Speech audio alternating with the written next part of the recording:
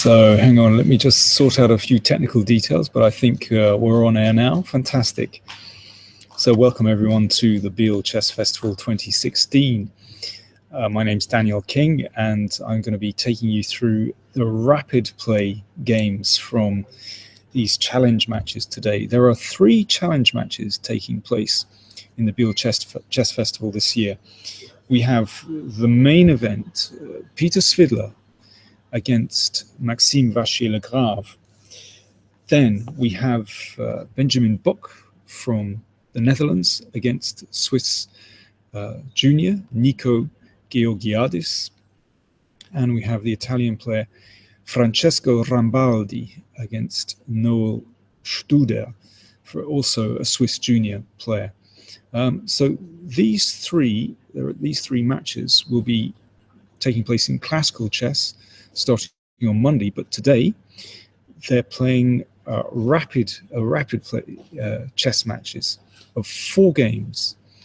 So let's start with Peter Svidler against Svidler-Vachier-Lagrave. Well, Svidler-Vachier-Lagrave, now number 2 on the rating list after his wonderful victory in Dortmund just very recently, just a week ago. And he's playing Peter Svidler, 7-time Russian champion. So let's see, in this first rapid play game, Peter Svidler has the white pieces, and he's not afraid to enter into Maxim's Najdorf variation. And he plays pragmatically this h3 move. Is the move of the moment. It's a move like this can't be the refutation of the Najdorf, but well, it has its points. Obviously, to play g4, and now we have a kind of modified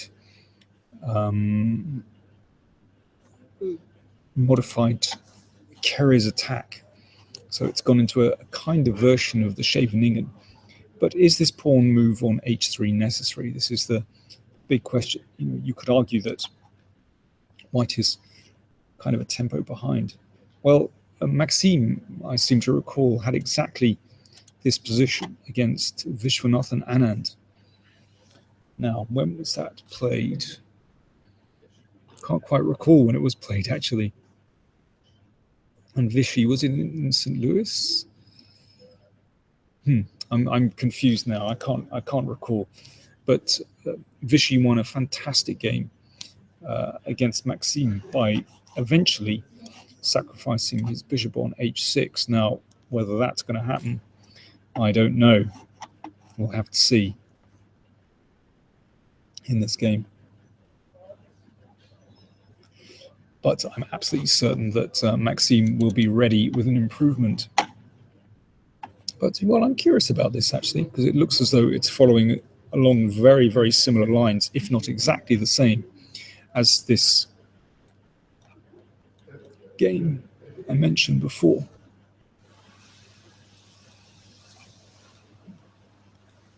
So let me just look this up.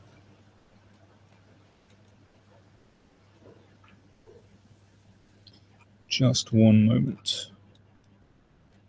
I'm just keying this into my machine. I will be switching to the other games soon as well, but let's just concentrate on Svidler against Vachier-Lagrave for the time being.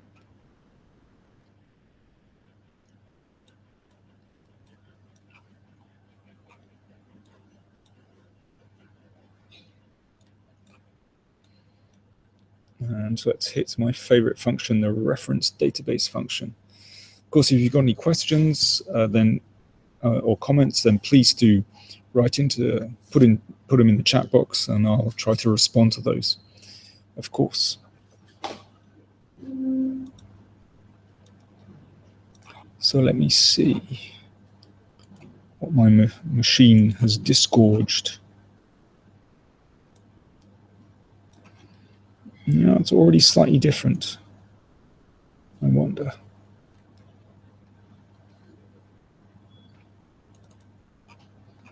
The game between Anand and Vachier-Lagrave was from Norway Chess 2015. And after f4, yeah, it also went, let's just go back to f4, knight d7, and Anand castled. And in this position, Maxime exchanged on d4. And then castled, and the queen came back to d2. But yes, this sacrifice looked pretty unpleasant. But today, well, instead of trading on d4, he's played castles. And, well, let's just catch up with the moves because they've been going pretty quickly. I should mention that the time control is 15 minutes for both players, plus 5 seconds every time they make a move. So let's see where we've got to. I'm intrigued to see whether this has been played before. I'm almost certain it has.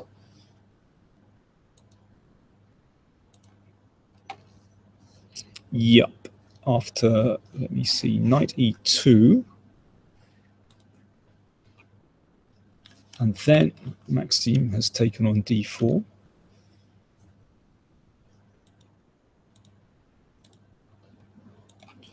And knight f5, e5.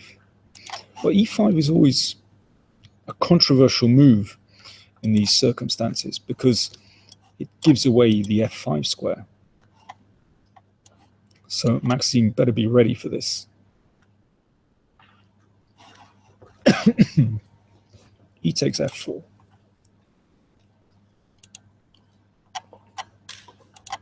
In return, he gets a square for his knight. But I would feel pretty worried with this knight on f5, I have to say. And even if this is traded off, then this opens up the diagonal for that bishop. I would take white every time in this position, I have to say. But let's see. It's gone. Well, in fact, they're following a game between Shirov and Korobev, which in this position, Shirov played queen d5. That's quite an extravagant move, I have to say. And after bishop f5, e takes f5, b5, and now Shirov took on a8. It's pretty, well, it unbalances the position completely. And in this case, well, black has pretty good control over the dark squares.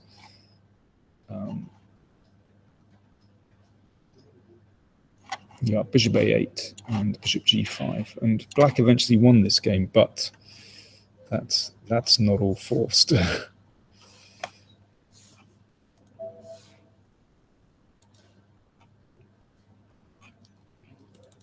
No, I've managed to lose that completely. Never mind. Let's go back. We have new moves.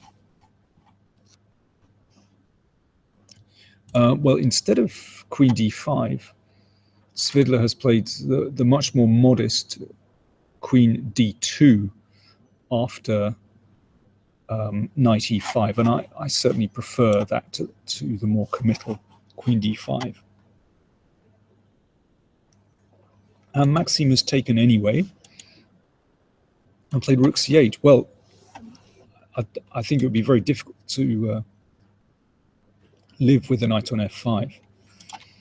But that bishop has opened up, and that looks absolutely superb. Then again, this knight on e5 looks pretty good. Let me just check the clock times, actually, because I see that Svidler thought for some time over his opening. Well, we can see this opening is clearly no big surprise for Maxime. He's done his homework well, and at the moment, he still has 15 minutes left, so he's playing on his increment. So basically, each time he played a move, he got 5 seconds. So he's still on 15 minutes. Svidler, on the other hand, 7 minutes. Only 7 minutes remaining. So it's like he's in permanent time pressure. Very interesting indeed. B3 just played by Svidler. B3 and then B5. Wow. Maxime is really knocking out the moves very quickly. So he's rated number 2 in the world at the moment. Of course, he's a great friend of the Biel Chess Festival. He's played here for many, many years. And, well, he's been the winner in 2015, 2014 and 2013. And, well, in fact, the first time he won in Biel was in 2009.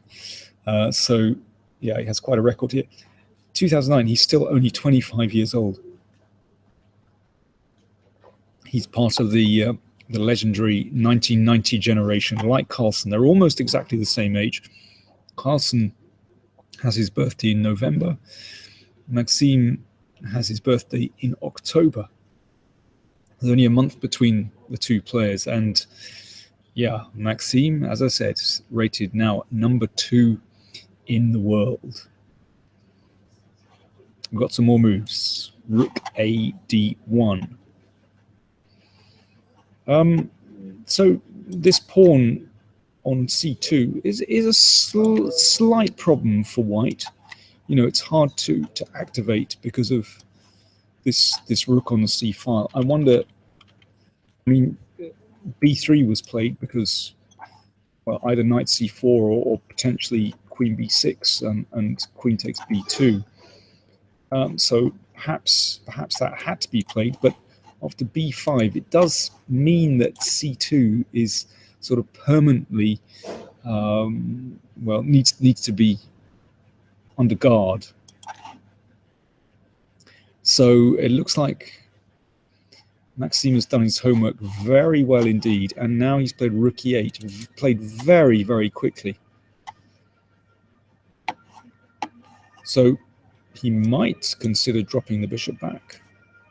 He might also play the bishop out to G5. I mean, personally, I would quite like to exchange the bishops on G5. But, well, let's see. Let's see. It all depends on the weakness of this pawn on D6. Well, you can probably hear, I think, the police or possibly an ambulance is trying to take me away here. No, they've passed. I should say Biel is actually, you've heard an ambulance siren there, but Biel is a very relaxed place in northern Switzerland. It's an absolute pleasure to be back here, and there are loads of events going on during this chess festival. There's today there's a rapid play open tournament taking place of 9 rounds, which is very well attended by some incredibly strong grandmasters. From America, we have Sam Shankland, for example. Let me see. Maxim Rodstein from Israel. I mean, it's incredibly strong. And they're all playing in the open tournament that starts tomorrow, which is Open Tournament of Classical Chess. Let's quickly switch to these other matches. So Benjamin Bock against Nico Georgiadis. So Benjamin Bock, very talented player from the Netherlands, rated number 5 in the Netherlands at the moment, against Nico Georgiadis, who's 20 years old, young talent from Switzerland. So an interesting challenge match. Benjamin Bock is the favorite. His rating is, you can probably see here, 2613.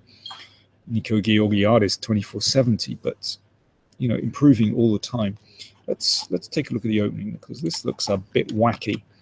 It's Capiano, which is in mode at the moment.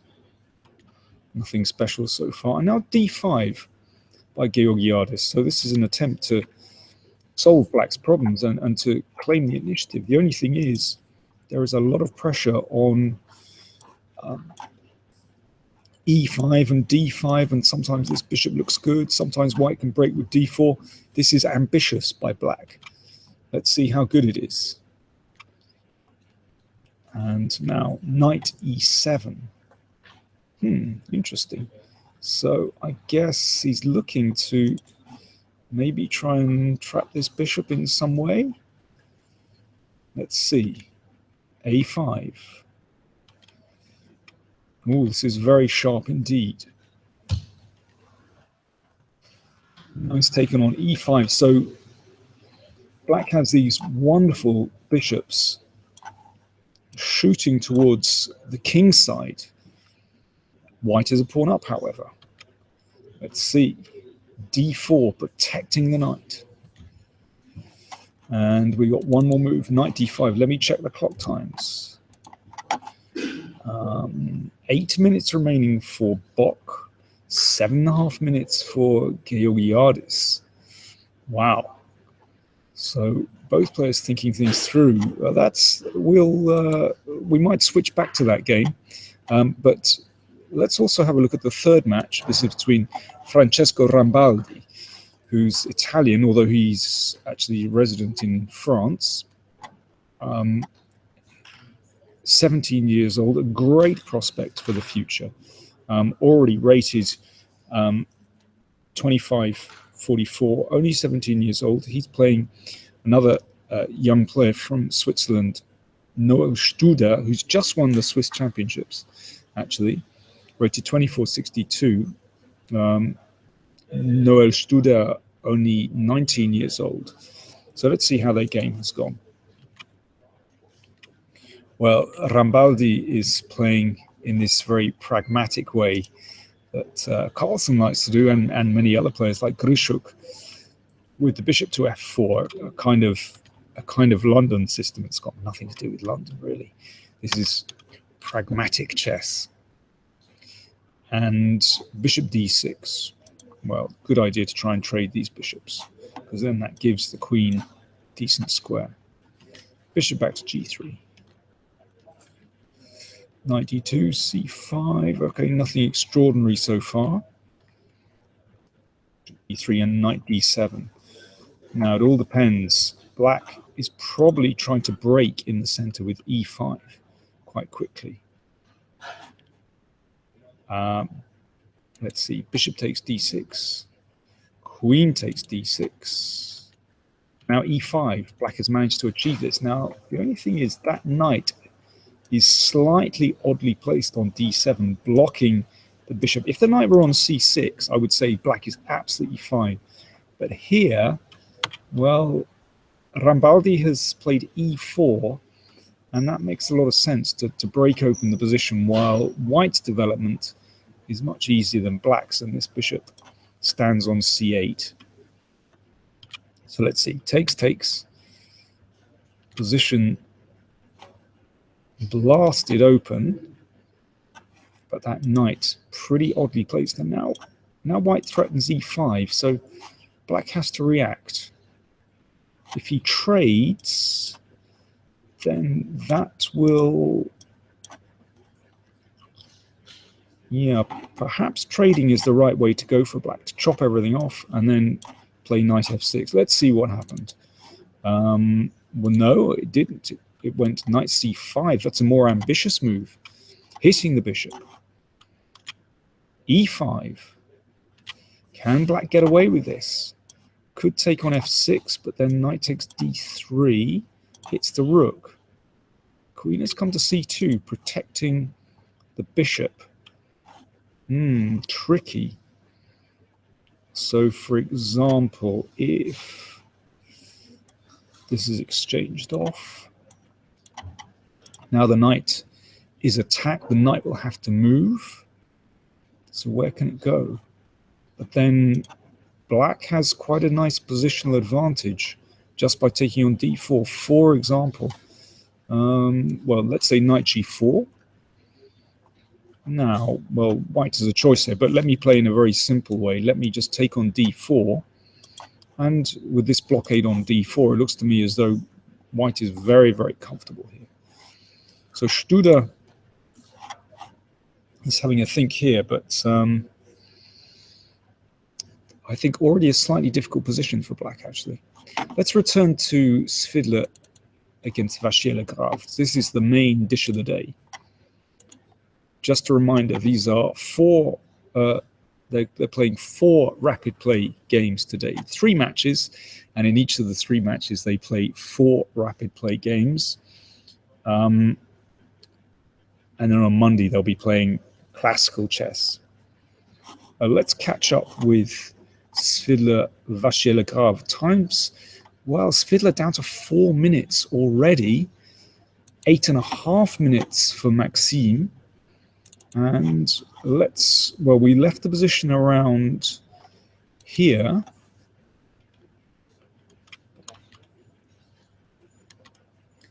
And I liked the pressure on the c2 pawn, although this bishop is absolutely fantastic. So very double-edged position. Queen c7 hits the pawn on c2. Rook e2 defends the pawn. Bishop f6, black activating. What happens on queen takes d6? Is that possible? Or are there some tricky tactics taking place? Well, Svidler played bishop d5. Queen d6, I guess, just loses to rook d8, and that's a nasty pin. So that's why he went bishop d5. Rejected that and played bishop d5. Well, what a beautiful bishop. So it's like a fantastic bishop against a wonderful knight. Take your pick. It's gone g5. So Svidler opening up on the king side. This was taken. Bishop g5. And now knight g4 from Vachier-Lagrave. So it's getting highly tactical now. This is really tricky. So what happens on pawn takes knight? Then do you take here first, or do you take on e2? At the very least, you can take on e2 and play bishop g5. And that's satisfactory. But maybe we can be more ambitious. Maybe we can play, can we play bishop g5? If queen takes, then rook takes. Very risky. Then f6. Can black survive? Can black survive? I'm not sure he can. And then queen at h6 and mate. Nasty. Okay, so it looks as though instead black has to take on e2 first, and only after the exchange you take on g5. Yep. So black controls the dark squares. Now what's happening? We have some moves. Wow, after knight g4, Svidler could have taken on g4. Instead, he's gone rook g2, trying to blast through on the g file. Wow, this is amazing. Well, clearly if black trades on g5, then the attack on the g file looks monstrous. But instead, quick as a flash, after just 9 seconds, Maxime has played bishop c3, attacking the queen. And that bishop still covers g7. But we've got a really double-edged position now. Queen f4 by Svidler. I'm sure Svidler did not overlook knight g4. He's just hoping that his attack is going to blast through. The king could still run. The king could run here. King f8 and king e8 could still escape if things get too hot for black on the g file. This is a great game. Update on the clock times. Only 2 minutes 40 for Svidler. Now they do get 5 seconds added each time they make a move, but that's not a lot. He's playing on the increment. Svidler 2.5 minutes, Vachier-Lagrave 6.5 minutes. Significant time advantage. We know how strong Maxime is in blitz. Let's see, we got some more moves. It's gone after queen f4, knight e3. Bishop takes rook. Wow. Okay. Now, does he take a rook or does he take a bishop? If he takes the bishop, then can we pin and win? That could be good. Could be good. So instead, he probably needs to take on g2 first and only then take here. Yeah, should be okay for black. But we've got more action. What's he done? After bishop takes, he did take on g2, queen g5, preserving the bishop on e7, and now knight f4. Practically instantly from Maxime, after just 12 seconds, the knight hitting h3, hitting the bishop on d5. Wow.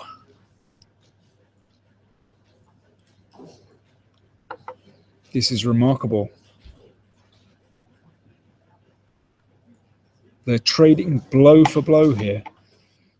But it looks to me as though Maxime still has it under control, because this knight threatens instant destruction with knight takes pawn.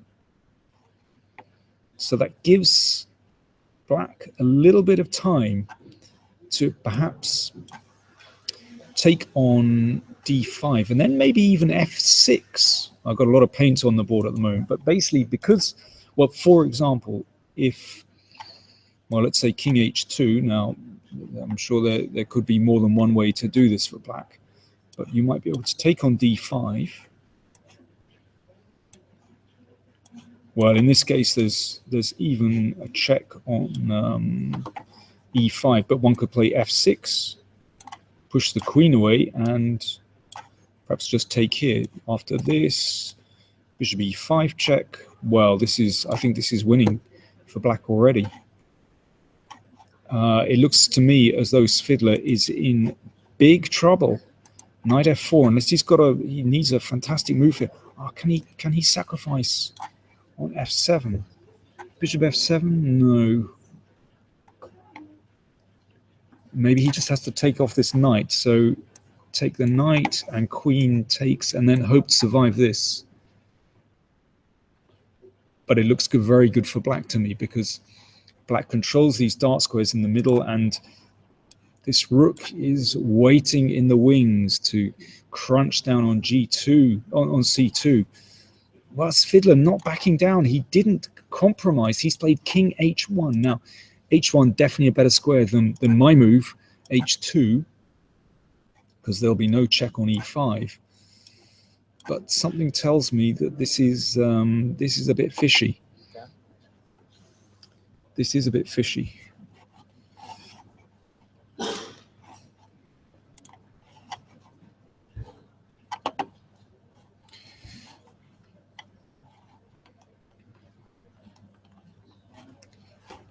Okay, I can see lots of comments on the chat on the Google Hangout.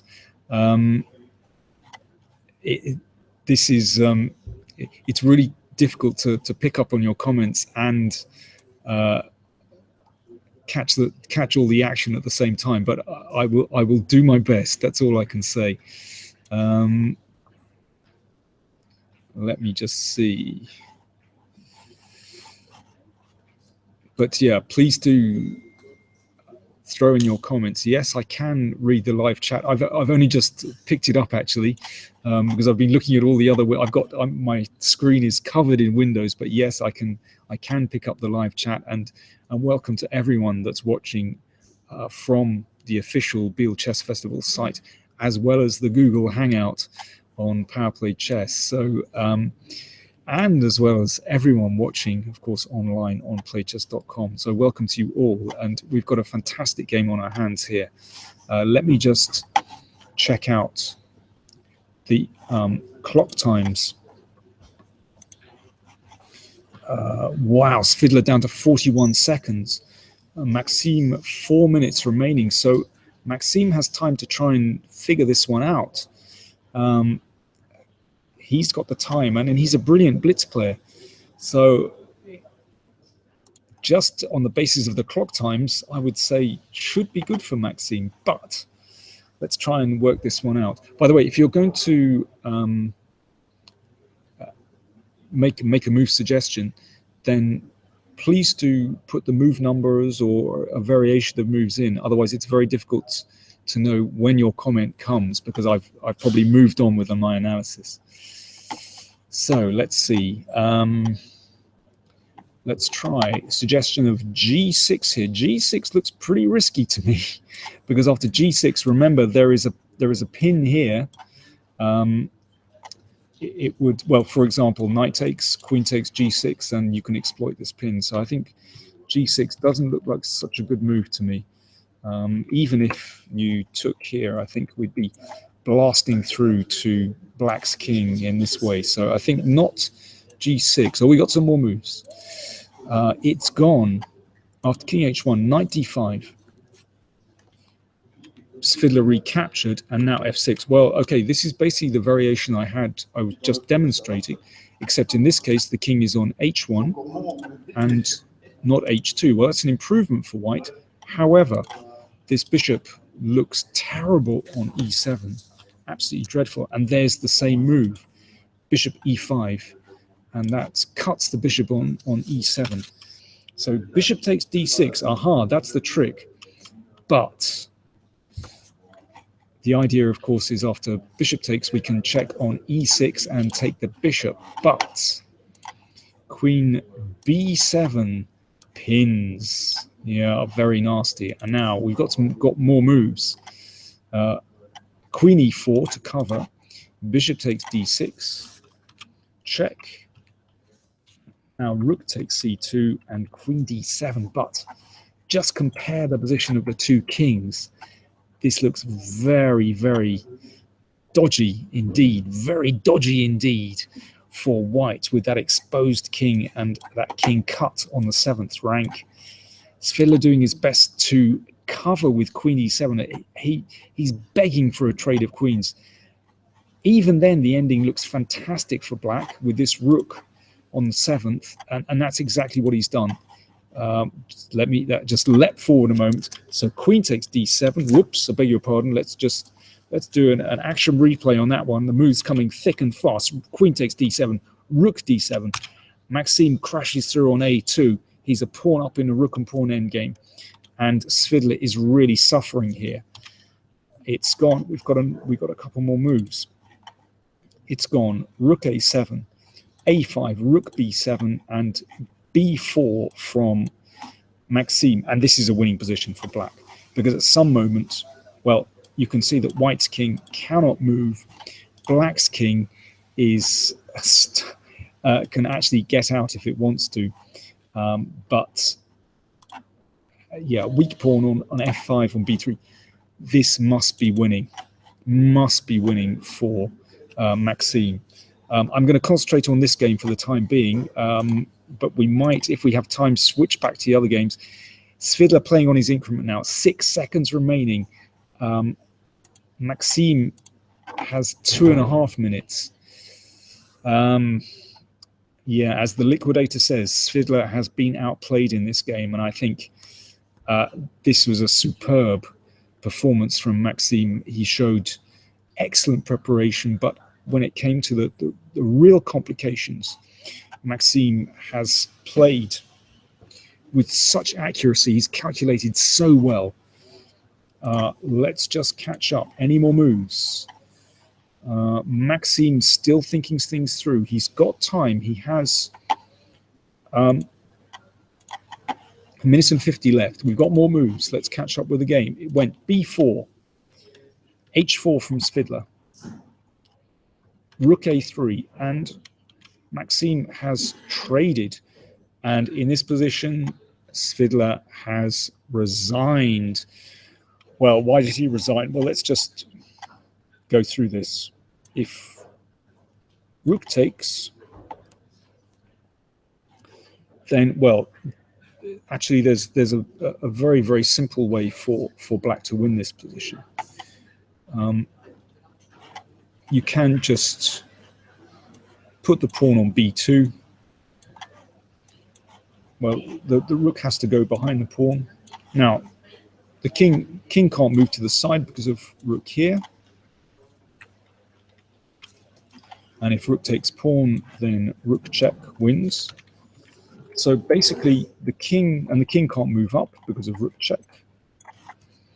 So the king has to stay in these two squares, and the rook has to stay behind the pawn. And then the king comes up. Well, actually you play g6. This is very, very simple. Trade this. Okay, white waits, and now f5 is a winning move. So the pawn just advances all the way here. So white can only wait. Let me just demonstrate this very, very quickly. White waits. In fact, black doesn't need to take this pawn on h5. f3 check, and if king f3, then rook check followed by queen. And if king here, then rook h1 wins because of this trick. And if king h2, then of course the pawn rolls through to make another queen. So that's why in this position Svidler resigned. There are other ways to win, but that is actually a tried and tested way to win the game. Well, thanks everyone for joining me for this coverage of the Biel Chess Festival 2016. Just to repeat, there are 4 rapid play games being played today, so that was just the first one.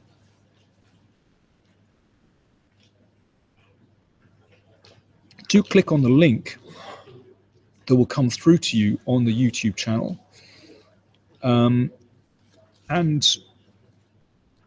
you'll be able to pick up live coverage of the second game in this rapid play match. Carsten Hansen says queen versus rook can be difficult. Nah, no, not not in rapid play. Thanks everyone for your comments.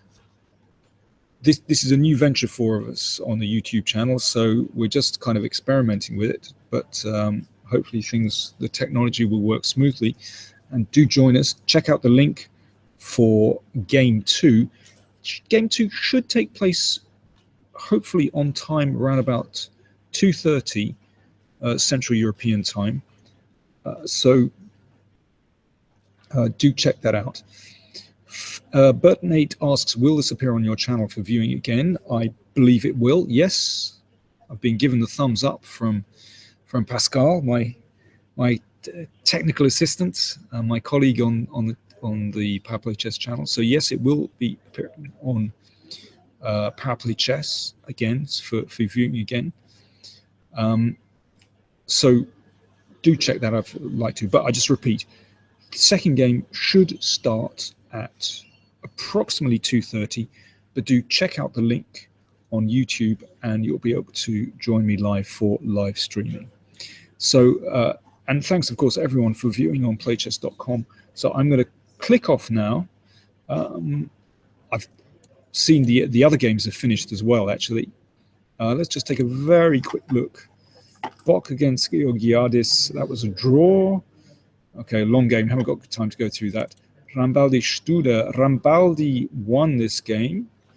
I'll try and check out those games in their second rapid play game anyway.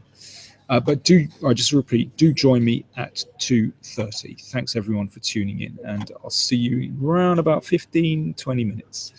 See you soon.